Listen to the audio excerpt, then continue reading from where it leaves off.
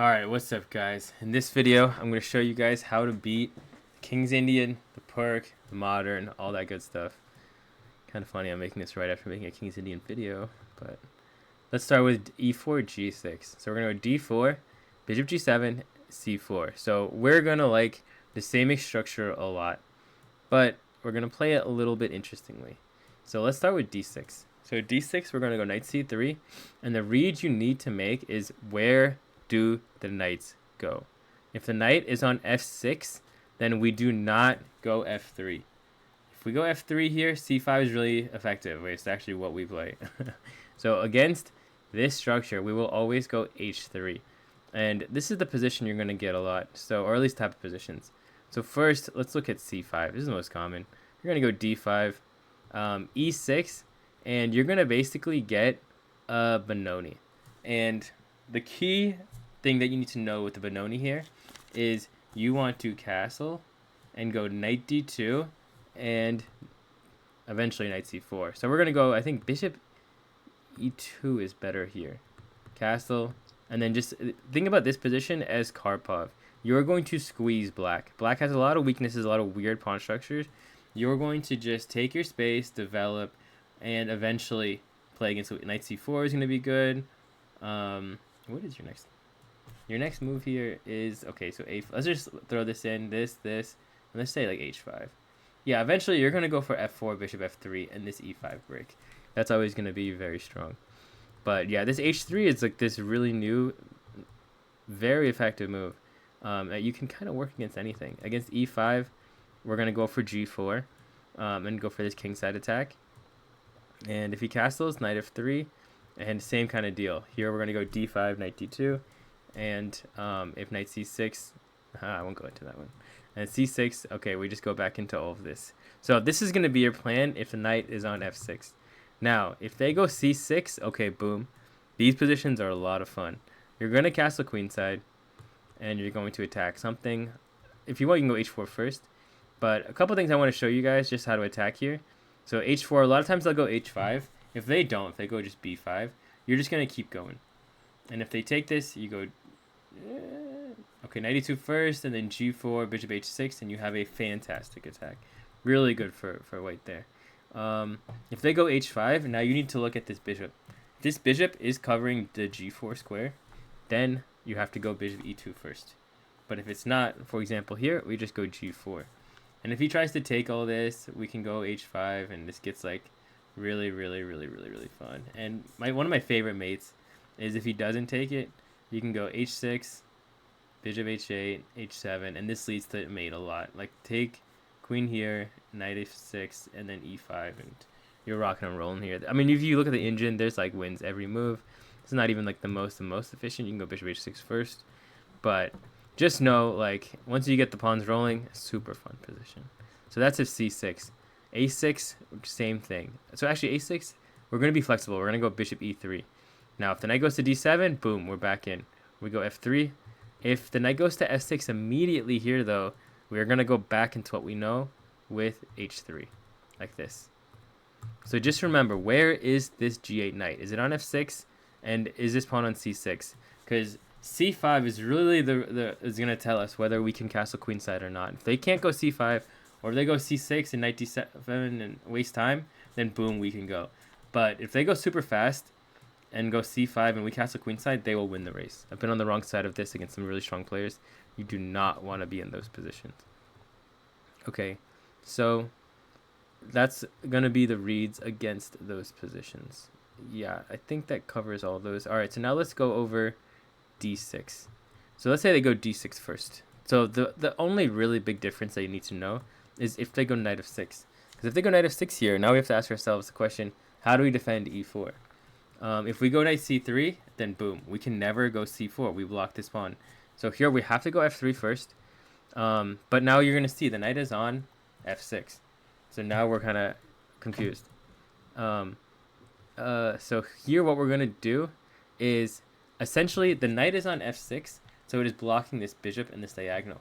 So we are going to stop c5 ASAP. We're going to go bishop e3. This way you can stop c5. If, for example, castle, let's say, so here we would not go c4. because they get c5 in. But let's say, for example, you go knight e2, waiting move, and they go c5 here. Or sorry, they go c6. All right, now we're back in action, c4, and we're really happy. Now, if they go c5 here, okay, we just win a pawn. I think we can just take it. Something like that. So castle, knight e2, knight c6, and then we're back. So c5, here we're going to have to go knight c3, castle queenside, and try to go h4, h5. That's going to be the read there. So just know with this d6, knight f6 move order, we have committed early because he has attacked e4. So since we committed f3 early, we cannot go c4 as early. Now let's say, for example, he goes knight d7. Now we can go c4 because he has wasted time. He's given us this waste move. So just try to keep these tempos in mind. They do get confusing, but it makes a big difference. And for example, if he goes e5 here, just know, generally, if you're playing someone and they do this, they're an old man and they want you to do this. Don't go into this endgame. It's exactly what they want. Just go d5, take your space, and go for this setup. And at some point, you can try to go for g4, g5, and all this kind of stuff when you're all settled and ready. But no rush. Okay, so against knight f6, d6, knight f6, remember to go f3 first. We're gonna try to keep the structure. As you get better, you can make knight c3 work. But right now, we're just gonna go f3. And that should be kind of all the big ones for the same-ish. All right, so let's go ahead and look through the problem set, and let's see. All right, so here we have a knight on f6. So that means we're going to go h3, knight f3, and castle. Depending on actually if he goes e5. Sometimes you go g4, so we'll wait. All right, so here he went e5. So here now d5 and g4 are going to be definitely strong, especially if he castles after d5. All right, let's keep going. All right, so now if they go d5 here. All right, so knight f6 is in. We got h3 in. So we're going to go d5 and play a Benoni. Just some things I want to show you guys real quick for Benoni. I did it the wrong way. So let's go g6 first, just in case. I want to go over it one more time. Knight f6, h3. So c5, d5, e6, knight f3. Okay, so first thing, always take c takes. E takes, I mean, I think E takes is actually okay. Actually, E takes here, computer likes. In general, we want to go C takes. E takes definitely worth analysis, especially if it's going to be already this good. But C takes, and generally the ideas are you're going to go knight d2, they go a6, always go a4. They're going to try to get space on the queen side. Do not give them that space. That is very important. And then, yeah, I just played chess. Remember, Karpov, squeeze. All right, so we got that. All right, so yeah, so literally what I was about to go over. So we go C takes, though. As we see, E takes is also live, and you can have a reverse Benoni. Or, yes, Benoni.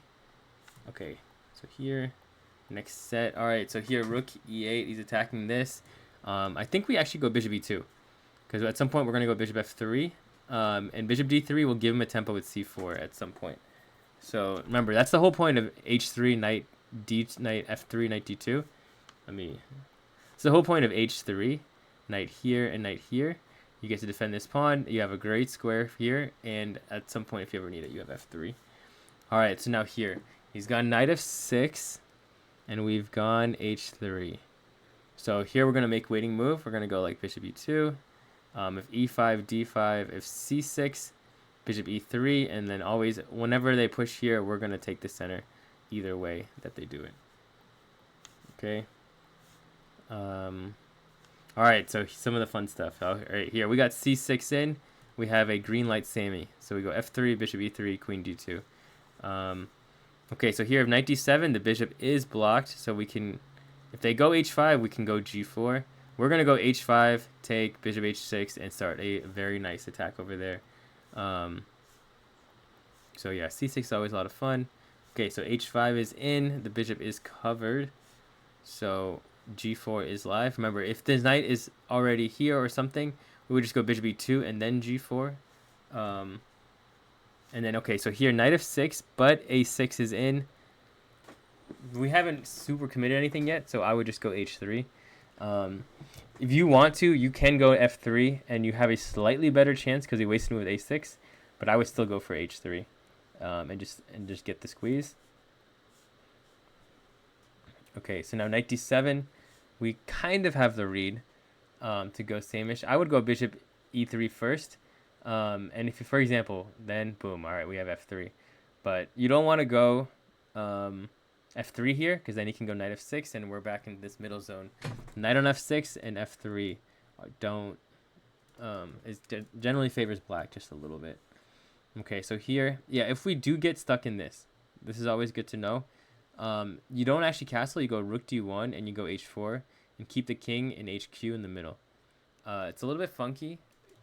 Clearly, we got tricked into it because the knight is here, and they went c5. So they're not getting the best version with the knight on c6. So you can get away with this, but if just in case you already pushed f3, so you can't go h3, then let's just go rook d1 and h4, h5. You don't even have to castle queenside, just because this gets all really annoying once you castle queenside. Actually, against Karpov, I got that a couple times, and it was not fun. All right, so here, this there's no knight f6.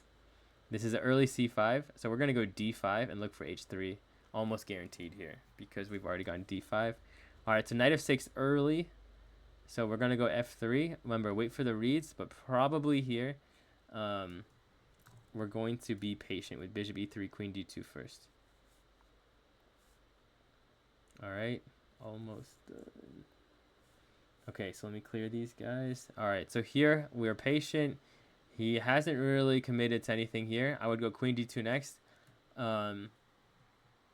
And if he, let's say castle, queen d2 castle, and like knight c6. Now we don't actually, knight c6 we can go c4. But you can also just go for h4, h5, and knight c3.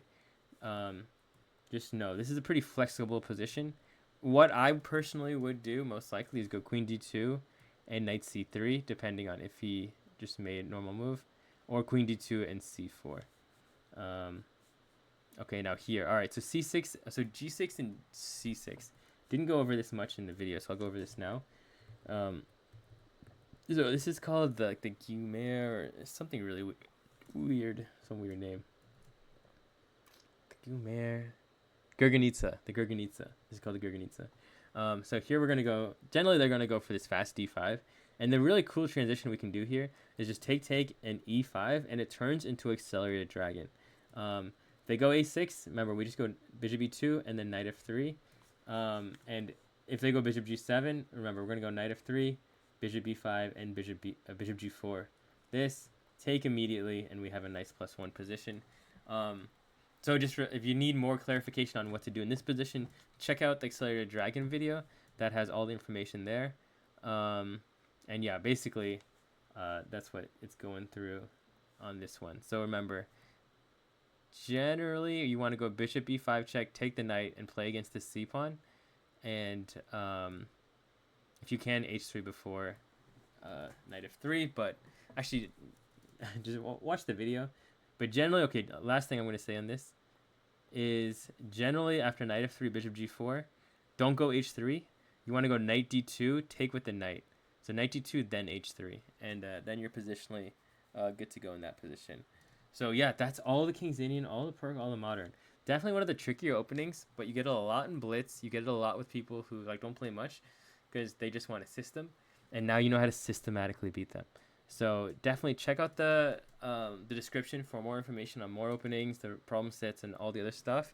Make sure to like and subscribe. Hope you guys enjoyed this video.